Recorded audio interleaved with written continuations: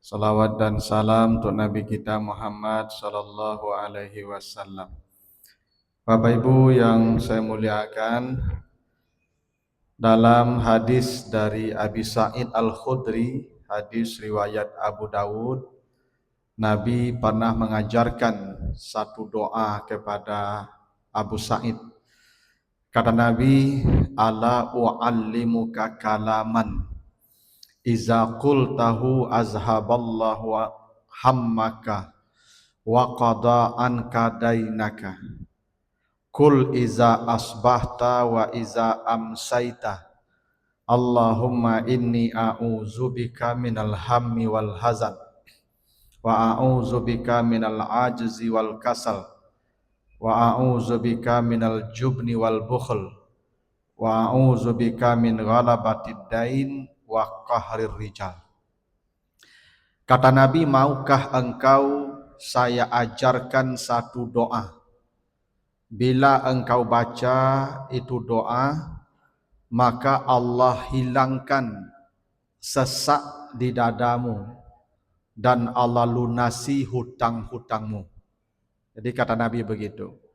Ada satu doa kalau engkau baca, pertama dadamu dilapangkan, tidak akan terasa sesak.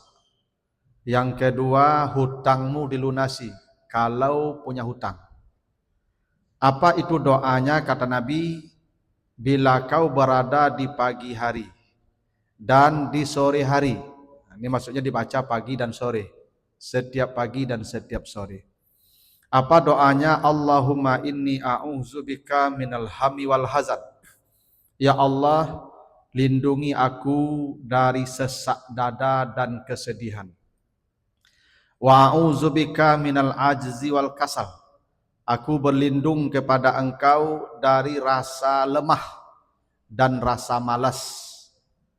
Wa a'udzubika minal jubni wal bukhl. Dan aku berlindung kepada engkau dari rasa pengecut dan kikir. Wa a'udzubika min ghalabatid dain wa qahrir rijal.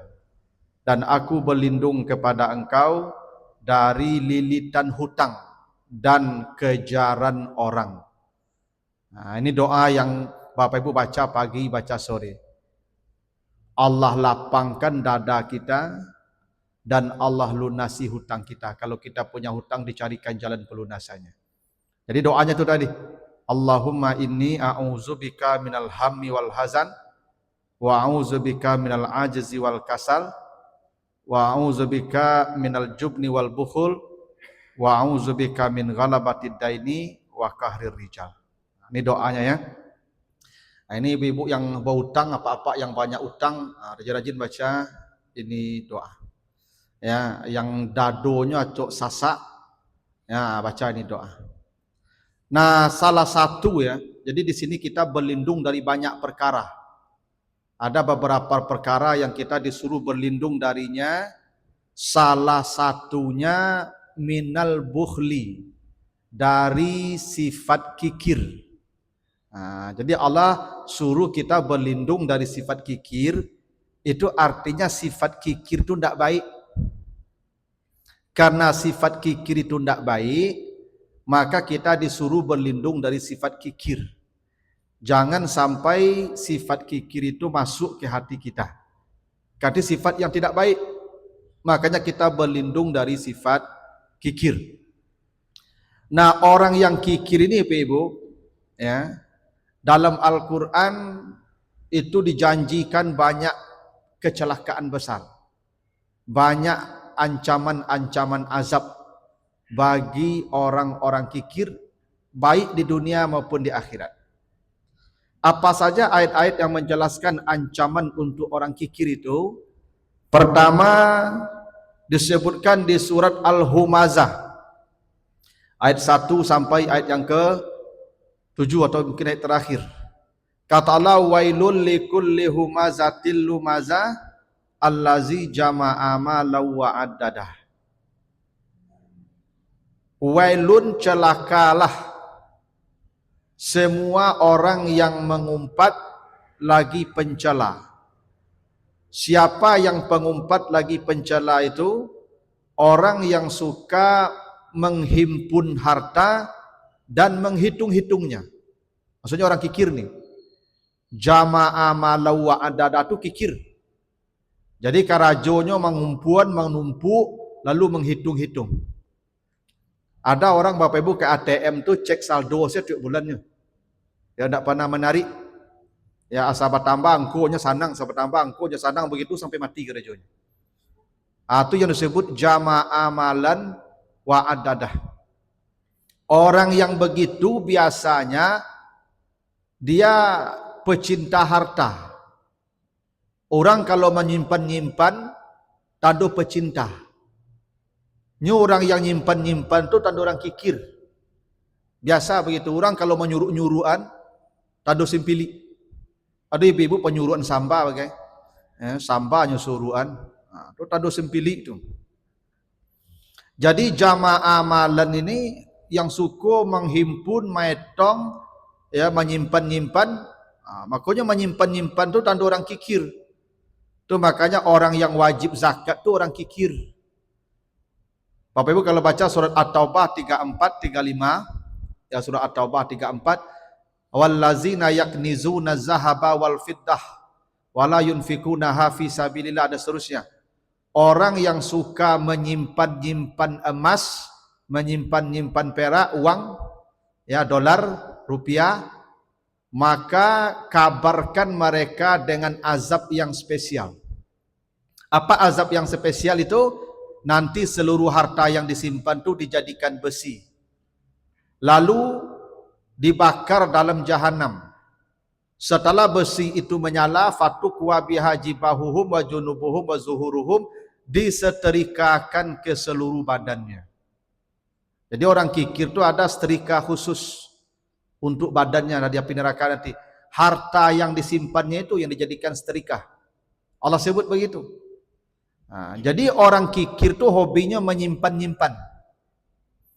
Tu makanya orang kalau banyak menyimpan, tu tanda ada kikir di hatinya tu. Kalau tidak dipasuh zakat, tidak keluarnya kalau, maka diwajibkan zakat. Makanya zakat itu Ibu sebenarnya orang kalau berzakat itu ada sifat kikir di hatinya sebenarnya tu. Sebab orang yang menyimpan tu punya rasa kikir. Kalau ndak kikirnya, dapatnya bagi. Bilanya kau zakat. Begitu rahasianya tu. Tu maka zakat tu diwajibkan itu. Karena ada kikir sebenarnya di hati dia. Tu maka tujuan zakat tutahiruhum wa tuzakihim, mensucikan harta dan mensucikan jiwa dari penyakit-penyakit, salah satunya penyakit kikir. Jadi orang kikir itu kata Allah dia pecinta harta, pasti kikir.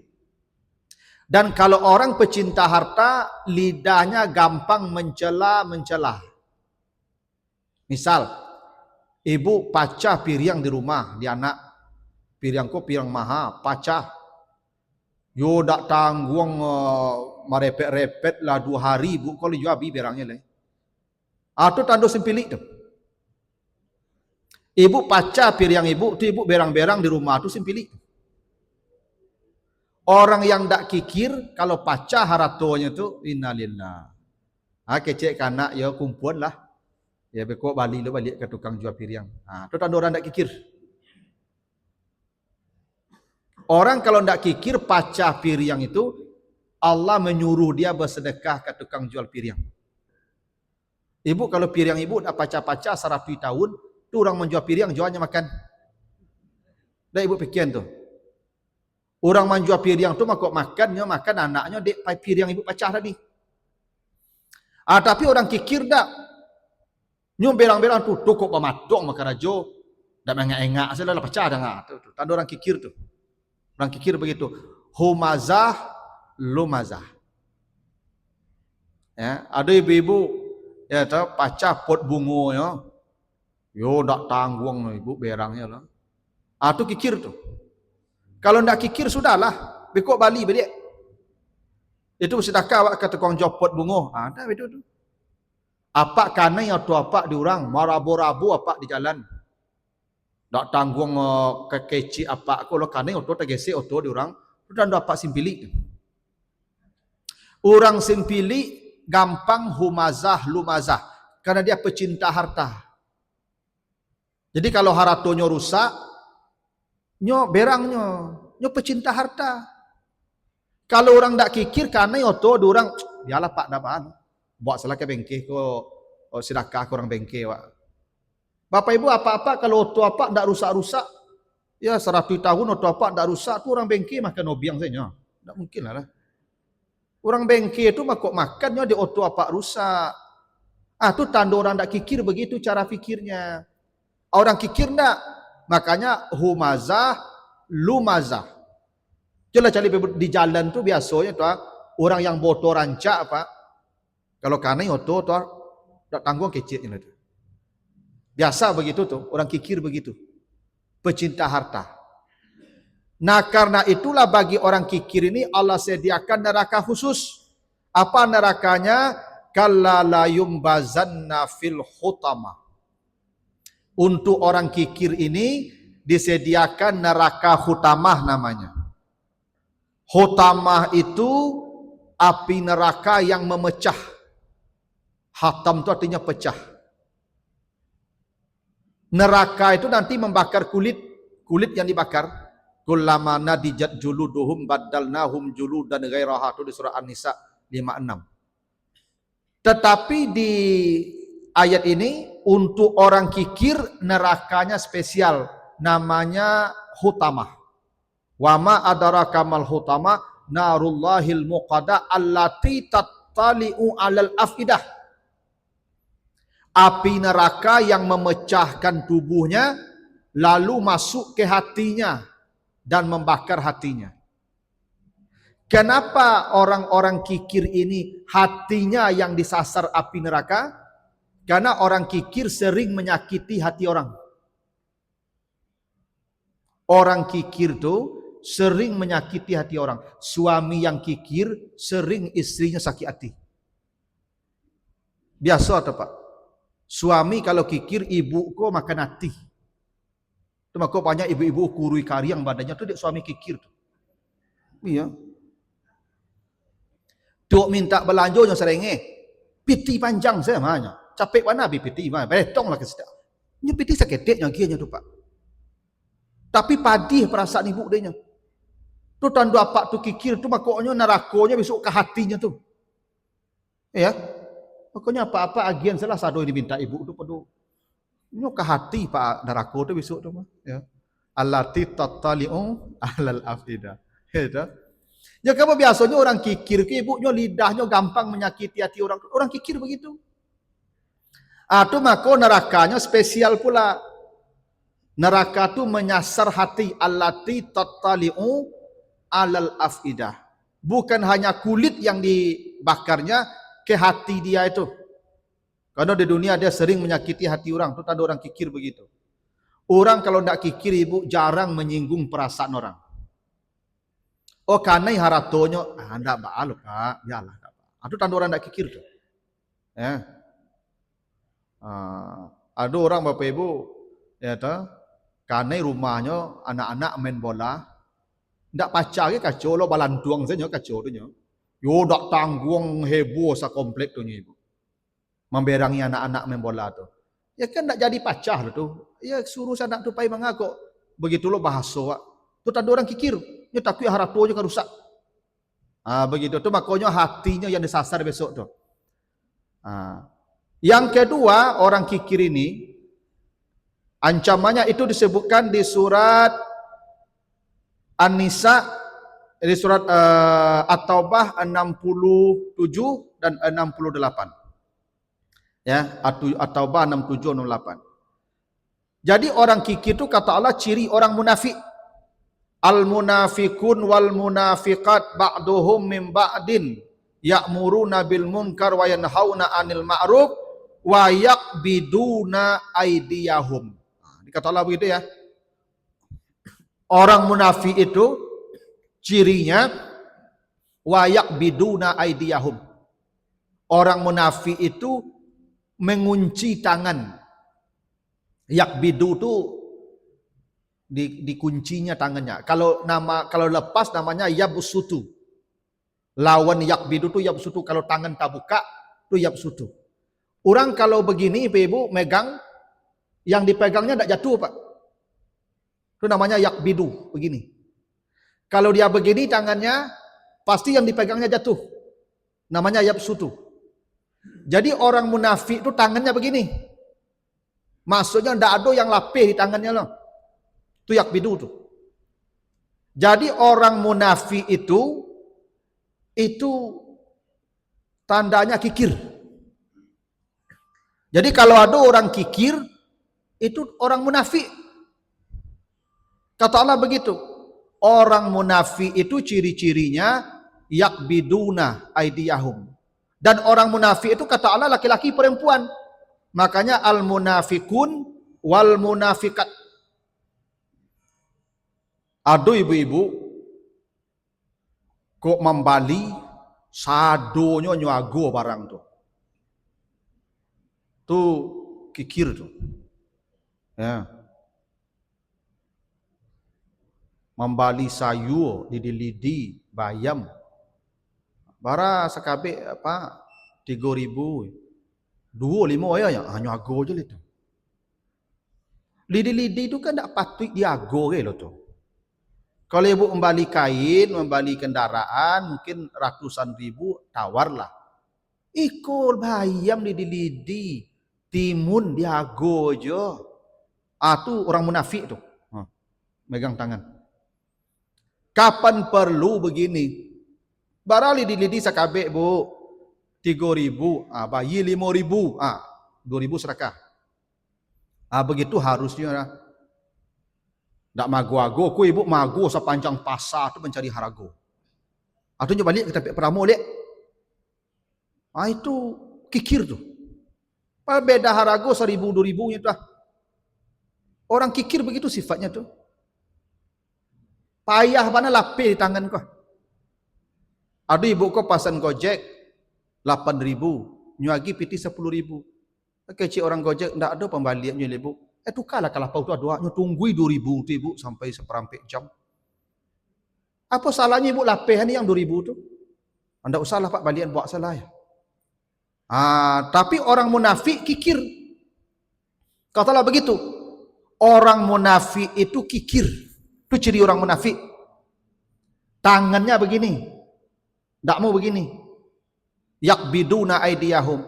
Dan kata Allah di ayat yang ke-68-nya, wa'adallah al-munafikin wal munafikat wal kufar nara jahannam khalidina fiha. Untuk orang munafik yang kikir tadi, Allah sediakan neraka jahannam. Dan itu dijelaskan lagi di surat An-Nisa 145. Bukan di neraka jahannamnya, fiddarkil asfali minan nar, di dasarnya. Itu orang kikir itu ibu. Orang kikir itu bukan di dalam jahanam saja, fiddarkil asfali, di dasarnya. Itu orang kikir. Itu bahayanya kikir ya. Jadi bahaya kikir itu adalah tanda orang munafik. Dan orang munafik itu di dasar neraka. Kalau tadi di neraka hutamah yang menyasar ke hatinya. Kalau yang ini di dasar neraka. Tidak ada yang ringan. Kikir tuh. Itu maka tadi kita berlindung dari sifat kikir. Yang ketiga, azab dan ancaman orang kikir disebutkan di surah Al-Mudassir ayat 42 sampai 44. Nanti penduduk sorga akan datang ke neraka. Jadi nanti ada tur penduduk sorga ke neraka. Ya, ini penduduk sorga yang ke neraka, tidak penduduk neraka ke sorga lah. Kenapa tidak penduduk neraka ke sorga? Kalau penduduk neraka ke sorga tidak jadi diazabnya mereka. Larinya mereka, kaburnya. Maka penduduk sorga yang ke neraka supaya apa? Supaya nikmat sorga bertambah dengan melihat orang susah. Hanya begitu kaedah nikmat. Kalau mencari orang susah, nikmat banyak tampak di awak. Itu makanya perintah Nabi, unzur ilaman asfala minka. Berkawanlah dengan orang miskin. Jangan berkawan dengan orang kaya. Kalau berkawan je orang kaya kasih hati awak. Seketik nikmat dia awak terasa. Kalau berkawan je orang miskin, syukur awak. Banyak nikmat dia awak. Itu makanya ibu-ibu jangan biasa masuk ke rumah orang kaya. Jangan. Ya, ibu kalau masuk ke rumah orang kaya, biasa rumah orang kau pereso kau. Dari ruang tamu sampai ke dapurnya pereso kau. Banyak tak ada di rumah awak beko. Pasti banyak tak ada di rumah awak tu. Beko pulang tu dengek-dengek kapak tu, Pak, balik kuah. Ba tu di rumah ibu tu rancak. Tu kok je kecen kau je ke situ kau cakap itu. Itulah. Jadi masalah beko tu mah. Nah, jadi penduduk sorga ke neraka. Sampai di neraka penduduk sorga bertanya, masalah kakum fi sakar. Ternyata ada satu neraka namanya neraka sakar. Ada satu neraka, tadi ada namanya neraka hutamah. Ada neraka jahanam. Ada lagi namanya neraka sakar. Lalu ditanya, kenapa kalian masuk neraka sakar? Neraka sakar ni Ibu, penjelasannya nanti ada di Al-Mudassir itu juga. Ya, ayat 26, 28 sampai 28. Apa itu neraka sakar? Sa'uslihi sakar wa ma adraka ma sakar la tubqi wa la tazar. Neraka sakar itu kalau membakar tidak ada satu pun yang tersisa, habis di lahapnya. Padahal neraka tadi membakar kulit. Tapi neraka sakar tidak ada satu pun yang tersisa, habis semua di lahapnya. Itu sakar. Nah, penduduk neraka sakar ini ditanya, kalian masuk neraka sakar kenapa? Jawaban mereka, lam naku minal musallin, dulu kami tidak salat, walam naku nut'imul miskin, dulu kami tidak peduli dengan orang miskin. Pikir. Itu kata Allah begitu. Penduduk neraka menjawab, kalian masuk neraka sakar kenapa? Dulu kami tidak salat dan tidak peduli dengan orang miskin. Berarti kikir tuh. Itu makanya Bapak Ibu, tanda orang beriman minimal mendorong orang memberi makan orang miskin. Begitu tuh. Kata Allah, ara'aital ladzi yukazzibu biddin fazalikal ladzi yad'ul yatim wala yahuddu ala ta'amil miskin. Minimal tanda orangnya beriman, kalau dia tidak mampu memberi, dia dorong orang yang mampu memberi orang miskin. Tapi orang yang masuk neraka sakar begitu tadi, kami tidak ikut memberi makan orang miskin. Itu makanya kalau ada orang kelaparan di sebelah rumah Bapak Ibu tidur. Orang sebelah kelaparan, Bapak Ibu tidur. Maka kata Nabi, demi Allah itu bukan orang beriman. Itu maka masuk neraka dia. Jadi kikir. Jadi kikir itu akan ditempatkan Allah di tempat yang pedih, neraka sakar. Yang keempat, orang kikir itu disebutkan ancamannya di surat Ali Imran 180.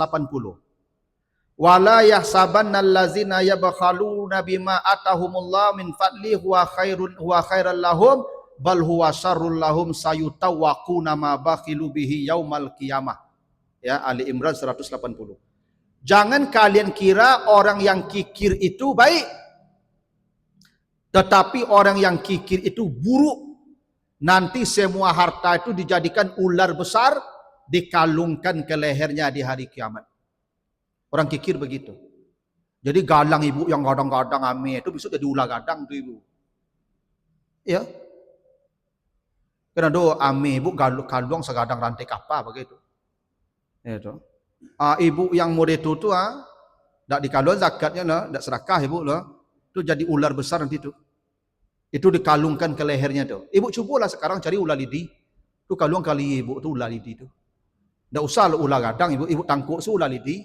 Tu kalung ke leher ibu. Rasanya ular di leher ibu di leher ibu tu. Cubalah. Di dunia aku bisa cuba. Apalagi besok kata Nabi ularnya tu bertanduk. Pada Bapak lihat ular bertanduk. Yang bertanduk kabaunya.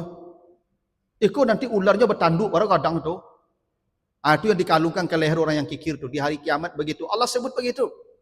Semua harta yang dikikir itu, yang dia simpan-simpan itu, akan dikalungkan ke lehernya. Dalam wujud bukan harta lagi, ular besar, kata Nabi.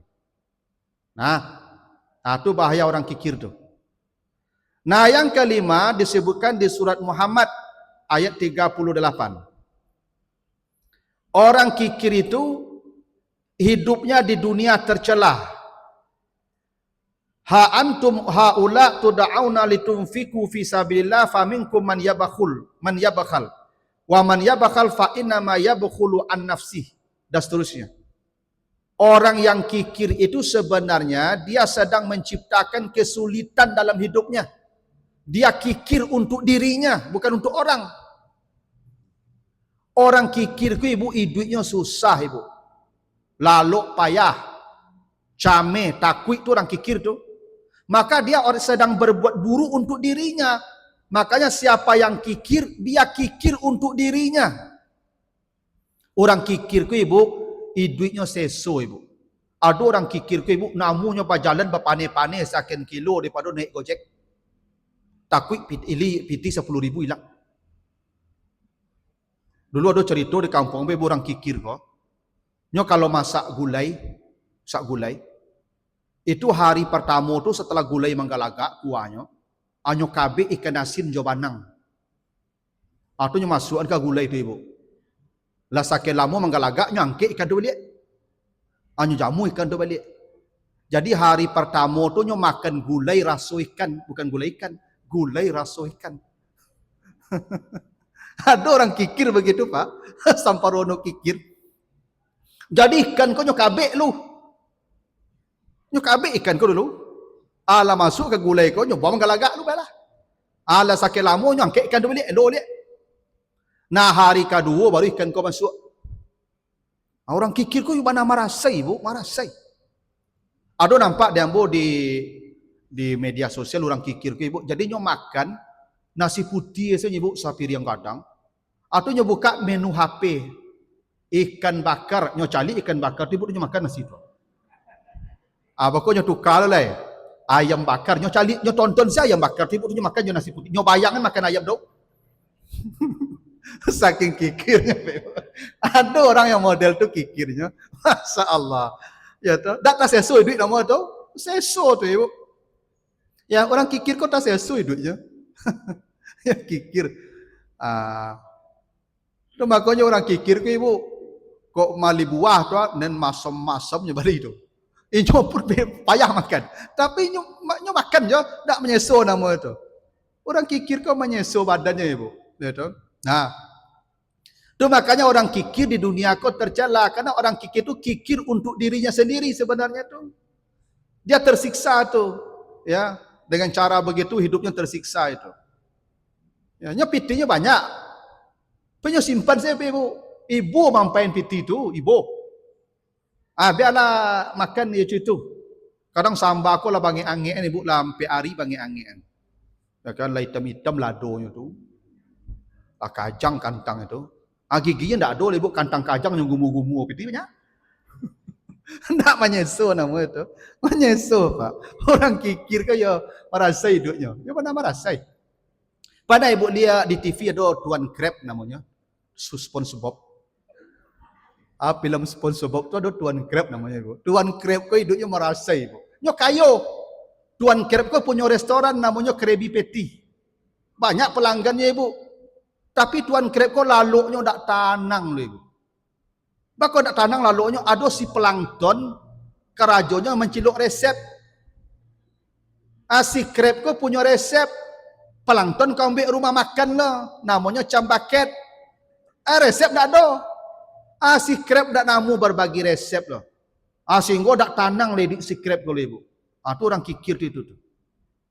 Hilang pitinya $1 ibu. Si krab kok di lawi. Sampai panjang janggut mencari piti itu. $1. Orang kikir begitu. Kau ada cerita ibu. Ada orang hilang piti 10.000. Marawang-rawang menangi tengah jalan tu. Lalu orang mana ngiang hilang piti den. Paran 10.000. Aku ada ganti ya. Bertambah kancang tanginya. Itu mengapa nangi juang lain ada ganti. Yo kau ndak hilang kan 20 dari itu. 20 je pikir ibu kau ndak hilang. Hai orang kikir ke mana entah lah Pak. Itulah sifat orang kikir tu. Kau nak hilang kan 20 dapat. Kalau dah hilang tu tak diganti dah. Ya tu. Tapi keceknya betul. Kau nak hilang dapat 20 dari rumahnya dah. Itu orang kikir. Nah terakhir, orang kikir ini disebutkan di surat An-Nisa 128. An-Nisa 128, wa imra'atun khafat min ba'liha nusuzan aw i'radan fala junaha alaihima an yusliha bainahuma sulhan wa sulhu khairun wa uhdiratil anfusu as-suhha wa in tusinu wa tattaqu fa innallaha kana bima ta'maluna khabira. Jadi orang kikir itu kata Allah istrinya pasti durhaka ke dia. Jadi kalau ada isi durhaka, nusus namanya itu, atau i'rad, istri ko acuk madon punggung kenyo, i'rad namanya itu. Kalau durhaka melawan, menjawab. Kalau i'rad madon punggung, kata Allah, kenapa istrimu durhaka atau i'rad? Karena engkau kikir. Jadi kalau ada istri apa pelawan kapak, tandu apa kikir. Dah ibu melawan dek kiki apa tu dah. Cola tiuk minggu apa balik ibu ku ame pak.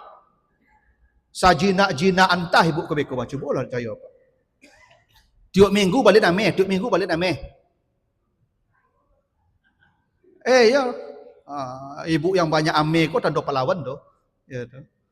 Jadi orang kalau kikir istrinya melawan.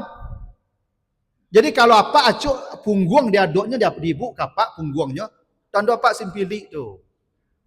Agi lah piti gak 10 juta maduk yang kapak langsung macam yo lah kamu. Cubalah. Jangan tak payah lo membuat isteri ko patuh lo pak. Asa pak curah ke orang rumah isteri ko patuh. Cubalah dah caya pak. Barayo kandak barayo minta apa agi. Jangan masuk-masuk, jangan bisa sepatu-patu orang rumah aku tu pak. Ni ibu kau melawan dia pak simpili itu kata Allah begitu. Kenapa istrimu i'rad wa uhdiratil anfusus suha, karena di hatimu ada kikir. Celah satu pulang apa langsung 1 juta, pulang apa langsung 1 juta. Langsung apaknya tanya di pintu makan apa lain betul mah. Kami minum apa lain betul mah di pintu baru tu. Tapi kalau payah apa baginya apa pulangnya masuk kamar tu mah. Dengar tu. Dak kanyo sapu apa tu cayolah pak kamu. Makanya apa jangan simpili-simpili kurang rumah tu. Jadi kalau ibu melawan ke apa jangan ibu tu apa salah apa simpili cayolah kamu. Nah. Kece ibu-ibu ko materi ko acuk-acuk ustaz ko dapat al ko dapat materi ko tiap minggu ustaz sampean ko dah. Nah begitulah. Jadi orang kikir itu di dunia tidak dihargai keluarga. Ayah yang kikir, anak-anak tidak hormat ke nyoba. Percayalah kamu. Kalau simpili ayah ko, anak tidak hormat ke nyoba. Mau itu hukumnya begitu. Suami kalau kikir, istri tidak patuh ke nyoba. Jadi mematuhi, apa membuat ibu patuh kapak, kok tidak rumit lah pak. Jangan apa nasihat-nasihati jo hadis ibu ko jo ayat. Ndak taluk jo hadis jo ayat loh. Ayat tu ame ndak piti. Kalau melawan-lawan ibu ko jangan dapat ruqyah. Jin tu lari ibu deko tu mah. Bukan ruqyahnya. Mambe ibu patuh ko corongan ame kata diri tu. Alah, piti 1 juta, pokoknya saya masuk rumah 1 juta. Oh, ibu kau selunak-lunak manusia di atas bumi kau, Pak. Cayolah, Pak, kamu. Nah, itulah dulu, Bapak, Ibu-ibu. Kalau ada yang kurang berkenan, mohon maaf. Subhanakallahumma wa bihamdika, asyhadu an la ilaha illa anta, astaghfiruka wa atubu ilaika. Wassalamualaikum warahmatullahi wabarakatuh.